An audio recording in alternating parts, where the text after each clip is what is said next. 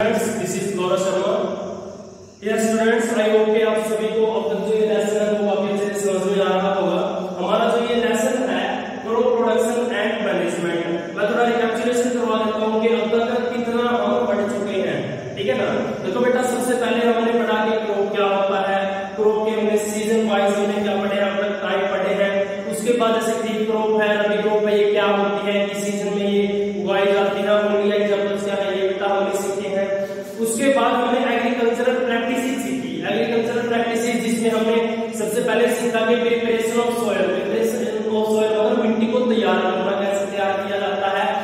Agricultural implements कौन से हैं, कि वो औजार जिनका इस्तेमाल करके हम मिट्टी को क्या करते हैं, तैयार करते हैं, यूज करते हैं। और वो प्रोसेस कौन सी कहलाती है, मिट्टी को तैयार करना या यूज करना, टिलिंग या फिर प्लॉइंग आप इसको बोल सकते हैं। ठीक है ना। उसके बाद हमने सीखा सोविंग ऑफ सीड्स, जो बीज है उनको बोया जाता है, और बीजों को बोने का ट्रेडिशनल सिस्टम और साथ ही साथ जो मॉडर्न सिस्टम है वो हमने सीखा पिछली वीडियोस में। और उसके बाद फिर हमने क्या सीखा, हमने सीखा कि हम मैन्योर वगैरह या फर्टिलाइजर वगैरह ऐड करते हैं, वो क्यों ऐड किए जाते हैं, वो इस वजह से ऐड किए जाते हैं ताकि जो हमारे सॉइल है वो न्यूट्रिएंट से रिच हो जाए। ठीक है। उसके बाद फिर हमने क्या सीखा, जब मैन्योर और फर्टिलाइजर हम ऐड कर देते हैं तो इरिगेशन पर बात आती है। ठीक है ना। इरिगेशन में सिंचाई करते हैं ना हम। सिंचाई मतलब watering of crops at different intervals, विभिन्न अंतराल पर पौधों में पानी देना क्या कहलाता है, इरिगेशन कहलाता है, जिसको हम बोलते हैं सिंचाई। ठीक है बेटा। अब उसके बाद हमने उसके मेथड सीखे, ट्रेडिशनल मेथड, जैसे हमने सीखा मोट सीखा, डेगली सीखा, चेन पंप सिस्टम सीखा, राहत सीखा। उसके बाद हमने मॉडर्न मेथड के बारे में सीखा। मॉडर्न मेथड कौन से थे, स्प्रिंकलर सिस्टम था और साथ ही साथ क्या था, ड्रिप सिस्टम था। क्लियर है ना। अब आगे हम क्या सीखेंगे, आज जो हमारा टॉपिक है वो है प्रोटेक्शन फ्रॉम वीड्स, वीड्स से प्रोटेक्ट करना। ठीक है। हमारा जो मेन टॉपिक आज का वो है प्रोटेक्शन फ्रॉम वीड्स। वीड्स जिसको बोला जाता है घास फूस, वीड्स होता है घास फूस। ठीक है ना। देखो प्रोटेक्शन फ्रॉम वीड्स, अब देखो बेटा क्या होता है, जब हम अपनी फसल को उगाते हैं, उस फसल को उगाते समय क्या होता है कि कुछ एक अनवांटेड प्लांट्स, अनवांटेड मींस जो हमें नहीं चाहिए हैं। ठीक है। अवांछित जिनको हो सकते हैं, उनको चाहिए ही नहीं है हमें। ठीक है ना। तो वो जो प्लांट्स हैं वो क्या हो जाते हैं, साथ में उगाते हैं हमारी फसल के, जिससे वो क्या करते हैं, प्लांट की ग्रोथ को कम कर देते हैं। वो होते हैं वीड्स, जिसको हम घास फूस भी बोलते हैं। अब बात ये आती है कि वो ग्रोथ को कम कैसे करते हैं हमारी फसल की, वो इस प्रकार से करते हैं जैसे कि हमने क्या किया, मिट्टी के अंदर हमने जैसे फर्टिलाइजर्स डाले। अब एक तो जो फर्टिलाइजर्स है वो सीधा हमारी जो फसल है उसके पास जाए 100 के 100%, एक उसमें से 30 या 40% ले जाए घास फूस और 60% बचे हमारे फसल के लिए। तो उससे क्या होगा, हमारी फसल को कम न्यूट्रिएंट्स मिलेंगे ना। ठीक है। तो क्या होता है, जो ये वीड्स होते हैं, जो घास फूस होते हैं, इनको रिमूव करना जरूरी होता है। ठीक है। इनसे प्रोटेक्ट करना जरूरी होता है। ठीक है ना। वीड्स में एक बार बात से बता देता हूँ, the unwanted plants that grow with the crop, फसल के साथ वो अनवांटेड प्लांट्स जो उग जाते हैं अपने आप ही, उनको बोला जाता है वीड्स। ठीक है। तो देखो वीड्स जो है उनसे बचाने के लिए हमें क्या करना चाहिए, हम बेटा इस्तेमाल करते हैं वीडीसाइड्स का। वीडीसाइड्स, वीडीसाइड्स क्या होते हैं, घास फूस नाशी, जो घास फूस होता है ना, ठीक है, उसको नाश करने वाले, उसको नष्ट करने वाले, उसको खत्म करने वाले, उनको बोला जाता है घास फूस नाशी। ठीक है। ये क्या होते हैं, कुछ एक प्रकार के केमिकल्स होते हैं जो कि क्या कर देते हैं, वीड्स को या तो जड़ से ही उखाड़ देते हैं या फिर उसकी ग्रोथ को क्या कर देते हैं, कंट्रोल में ले आते हैं। ठीक है। वीड्स जो है वो क्या होते हैं, these are the chemicals that are used to control or kill weeds. ठीक है। Control the growth of weeds और to use to kill weeds. ठीक है। वीड्स जो है घास जो उनको बिल्कुल अच्छे से क्या कर देते हैं, डैमेज कर देते हैं, खत्म कर देते हैं, उसको नष्ट कर देते हैं। These are called weedicides. ठीक है ना। जो वीडीसाइड्स है उनका हम इस्तेमाल करते हैं, आपने स्प्रे वगैरह करते हुए देखा होगा कई बार खेतों में।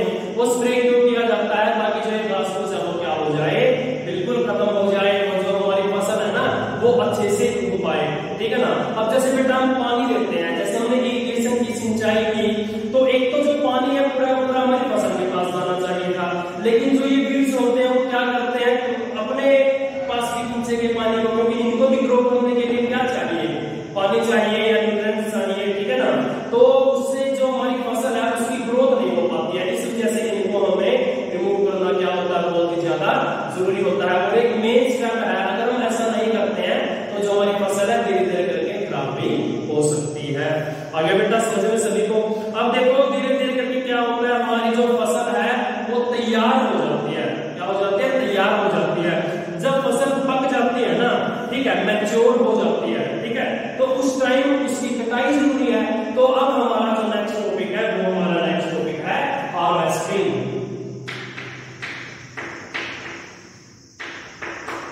हार्वेस्टिंग का मतलब क्या होता है, कटाई, ठीक है। अब देखो जो हमारी फसल है मैच्योर हो चुकी है, पक चुकी है, अब उसको क्या है, काटना भी जरूरी है। तो देखो harvesting of a crop is an important task, the cutting of crop after it is mature. जब फसल मैच्योर हो जाती है तो उस टाइम उस फसल को काटना क्या कहलाता है, हार्वेस्टिंग कहलाता है। अब देखिए हार्वेस्टिंग जो है वो अलग अलग तरीके से हो सकती है। जैसे अगर हम पुरानी बात करें, आपने क्रांति सुना होगा जिसको सिक्कर बोलते हैं, सिक्कर बोलते हैं ना, ठीक है, उसका इस्तेमाल किसके लिए किया जाता है, उसका इस्तेमाल किया जाता है फसलों की कटाई के लिए।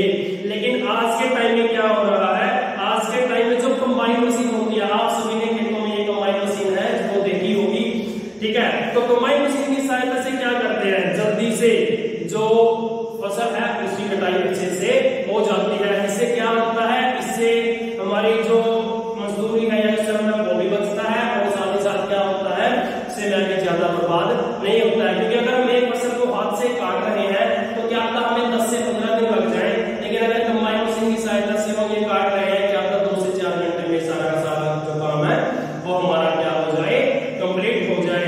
आप आपकी बुक को ओपन करके पेज नंबर जो आपका 11 है, सबसे ऊपर एक डायग्राम दिया गया है, उसमें कंबाइन मशीन जो है वो दिखाई गई है।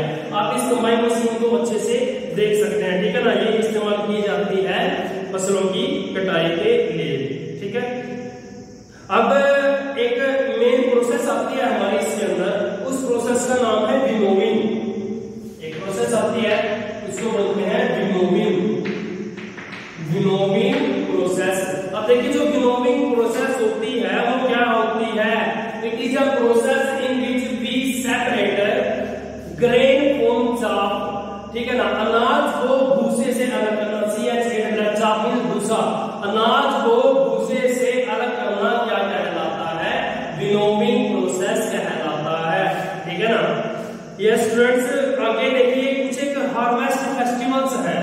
देखिए जब कटाई वगैरह की जाती है तो उस टाइम क्या करते हैं, कुछ एक जो फेस्टिवल वगैरह है वो क्या किए जाते हैं, हमारे भारत में मनाए जाते हैं। क्योंकि देखो फसलों की कटाई होती है तो उस टाइम क्या होता है, कैसा पीरियड होता है, एंथुसियाज्म पीरियड होता है, हर्ष का, उमंग का, उल्लास का समय होता है उस टाइम, ठीक है। उस टाइम क्या होता है, सभी किसान काफी खुश होते हैं, क्योंकि एक फसल कटने के बाद ही उनके पास जो पूंजी है वो आ पाती है। तो उस टाइम जो है वो हम क्या करते हैं, अलग अलग प्रकार के जो त्योहार है वो मनाए जाते हैं। जैसे कि पोंगल हो गया, बैसाखी है, होली है, दिवाली है, ठीक है ना। तो इस प्रकार के जो कई प्रकार के जो फेस्टिवल्स होते हैं वो मनाए जाते हैं। अब ये तो फेस्टिवल्स की बात हो गई, ठीक है।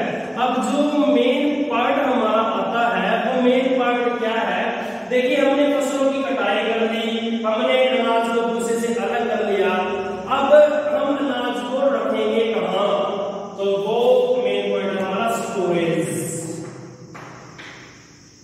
स्टोरेज, स्टोरेज में संग्रहण करना, ठीक है। अब देखिए बेटा स्टोरेज क्या होता है, इसके बारे में चलो पढ़ते हैं हम थोड़ा सा। Storage of a produce is an important task, सबसे इंपॉर्टेंट टास्क होता है संग्रहण करना। If the harvested grains are to be kept for long time, अगर जो कटी हुई जो फसल है ना, अगर ज्यादा लंबे समय तक हम उसको ऐसे ही रखते रहते हैं, they should be safe for moisture, insect, rats and microorganisms. तो हमें उसको चूहों से या फिर जो इंसेक्ट्स होते हैं, कीट पतंग होते हैं, मॉइस्चर मींस नमी होती है, माइक्रोऑर्गेनिज्म जो सूक्ष्म जीव होते हैं, उन सभी से हमें इसको क्या करना पड़ेगा, बचाकर रखना पड़ेगा। इफ फ्रेशली हार्वेस्टेड ग्रेन्स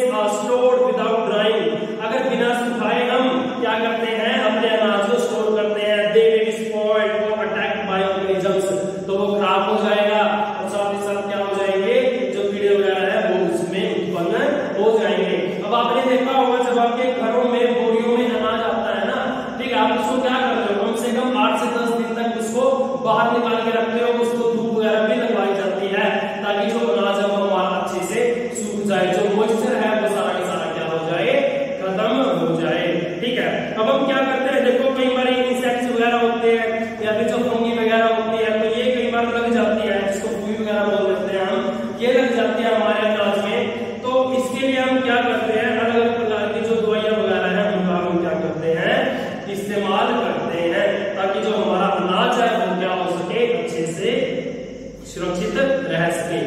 अब देखो बेटा, जैसे अब हमारी बात है, अब हम लोग जैसे हमने 20 बोरियां अपने घर पे मंगवाई, तो 20 बोरियां कोई ज्यादा नहीं होती हैं, ठीक है ना, तो उसको हम आसानी से हम अपने टैंक वगैरह के अंदर स्टोर कर सकते हैं। लेकिन वो व्यक्ति जो हजारों में क्या करते हैं, जो अनाज अब इकट्ठा करते हैं, जैसे 1000 की तादाद में बोरियां हो गई, या बड़े बड़े जो कमरे हैं वो भर जाते हैं उनके, तो वो अपना अनाज कहाँ रखते हैं, वो अपना अनाज रखते हैं सिलोज में। सिलोज, सिलोज, सिलोज का मतलब होता है भूमिगत कक्ष। सिलोज का मतलब क्या होता है, भूमिगत कक्ष, ठीक है ना, भूमिगत कक्ष, ठीक है, जो अंडरग्राउंड जो हम बोल सकते हैं, वो भी रूम्स जो होते हैं उनको हम बोल सकते हैं, ठीक है ना। तो वहां पे इनको क्या किया जाता है, रखा जाता है। Dried neem leaves are used for storing bales at home. अगर हम घरों में अपने अनाज को क्या करना चाहते हैं, स्टोर वगैरह करना चाहते हैं, तो सूखी हुई जो नीम की पत्तियां होती है ना, उनको हम क्या करते हैं, इस्तेमाल करते हैं हमारे अनाज में, ताकि जो हमारा अनाज है वो खराब ना हो सके। एक प्रकार के केमिकल ट्रीटमेंट भी होती है, केमिकल्स होते हैं उनको भी हम क्या कर देते हैं, कई बार मिला देते हैं, ठीक है ना, ताकि क्या हो सके, जो हमारा अनाज है वो सुरक्षित रह सके। तो बेटा ये था कुछ स्टोरेज के बारे में, ठीक है। अब जो मोस्टली जो चैप्टर है हमारा वो खत्म ही हो चुका है। अब एक लास्ट टॉपिक रहता है food from animals. Food from animals, देखो अब तक हमने पढ़ा है कि जो फूड है वो प्लांट्स से मिला है, क्योंकि अब तक जो हमने बातें की हैं फसल वगैरह की, वो पेड़ पौधों से ही मिलते हैं सारा का सारा अनाज।